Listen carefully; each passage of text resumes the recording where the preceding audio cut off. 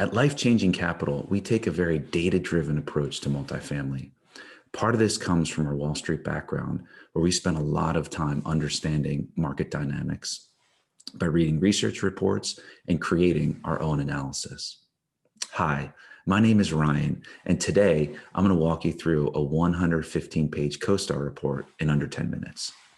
When I first started reading CoStar reports, it took me a long time to navigate and figure out what sections are relevant. 115 pages for one property is a lot of information, but like anything in life, there's 20% of the report that matters. CoStar is the world's leading multifamily research product, and they create some very comprehensive reports for their subscribers. As with any report, you can't just take things at face value. You have to understand the nuances of the property. I will highlight these nuances as we go through this report together. This is the CoStar full underwriting report. Here's the table of contents. Today, we're going to spend time on the following 8 highlighted sections. Number 1, property details. Number 2, rent comps. Number 3, rent trends. Number 4, construction, overall supply and demand of multifamily product. Number 5, sale comps. 6, demographics. This is hugely important. 7, the appendix that has some forecasts for vacancy, rent, sales prices, and cap rates.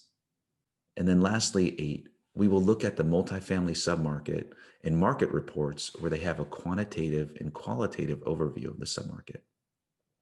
Let's get started. Subject property. This is the first section in the report that provides details on the overall property. Here are some things to look for that are important. This property is 87 units. It's a 1966 property. Parking is important. Here we have 1.9 spaces for each unit. We have looked at deals where parking was less than 1. That's a big problem because how can people live there if there's no place to park? Vacancy is currently 5.8, which is outperforming the submarket. This begs the question, why? We bought this asset because they spent nearly $0 on marketing, and it always stays full. Right now, we are actually nearing 100% occupancy, and people like the one-story apartments. Here you can see the mix of 1, 2, and 3 bedrooms with an average rent of $780. There are some dated pictures of the property. We actually just completed the exterior painting, which boosts the curb appeal. The next section is rent comps. I circled in red the high-level rent comp stats. You have to really know the comps. Rents are one of the most important aspects of underwriting. Apartment communities are a product. What differentiates your product? Why would people stay there? Why do people lease at other places? Nothing beats in-person comp shopping.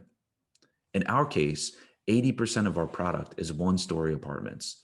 These little casitas are unique in the submarket. Also, while some of the comps are hidden and have poor drive-by visibility, Seven Pines has 32,000 cars that drive by it each day. The following sections have detailed information and pictures on the comps. Rent trends is the third section. Here we can see how the property has performed versus its comps in the submarket. As we saw earlier, vacancy has been lower versus the comps. Rent growth has been 2.5% in the submarket. Concessions have been low at Seven Pines. The only concession offered was a free unit to the staff. Occupancy has been steady Eddie, which helped us attain 82% LTV agency financing. The fourth section is the under construction properties. As you can see, there's very little construction in the submarket, with only 2 properties under construction, and those are 5 miles away. The fifth section is sales comps. We want to look for similar vintage and size properties that are in comparable submarkets. We had our property under contract when this sales comp hit, so we feel we got a very attractive price versus this comp. The next section is demographics. Here we look at 3 things: Number one, median incomes. $43,809 per year is $21 per hour. Number two, population growth.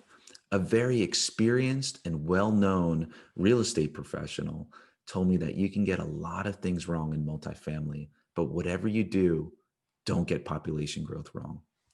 Fortunately, all Texas Triangle locations should see strong population growth over the next 5 years. In this case, it is 6.6%. Number three, home values. Home values are $93,638. We actually looked at Zillow and mapped out all the properties next to ours to come up with our rent versus own gap. The neighboring home values were $161,000, making our pro forma rents 21% cheaper than the cost of owning a home. Another key area we look at is ethnicity. This is not a race issue. It's just you need to understand your clients. What language do they speak? Can your staff relate to and speak their language? Section 7 is the appendix. In the appendix, CoStar breaks out inventory and absorption for the past 12 years. We look at supply-demand fundamentals closely. With 6.6% population growth and nothing built in the past 12 years, we like these supply-demand imbalances. Another item in the appendix is overall vacancy and rent. Here, CoStar says 12.5% for the overall market. However, as you will see later on, for 1 and 2 star properties, it says 7.4%. That's a huge difference. Sometimes your property is in a different segment than the broader submarket or MSA. As for rent forecasts, like anything, it's a forecast and it's one person's opinion. What I found a little wonky was rents were forecasted to tank 8%, then recover 8%. That's a lot of noise. At our property, we have increased rents 25% already on some rehab units, just 2 months into ownership. So take all of these forecasts with a grain of salt. For Seven Pines, we forecasted 2% annualized rent growth. The last thing we look at in the appendix is market pricing trends that has pricing per unit and forecasted cap rates. We like to underwrite to 50 basis points expansion, but it's nice when CoStar forecasts a smaller increase or maybe a decline in cap rates, as this is a huge driver of valuation, similar to a PE multiple in stocks. The 8th section is the MSA Overview. This provides some macro color on the MSA and some key metrics for different classes of assets.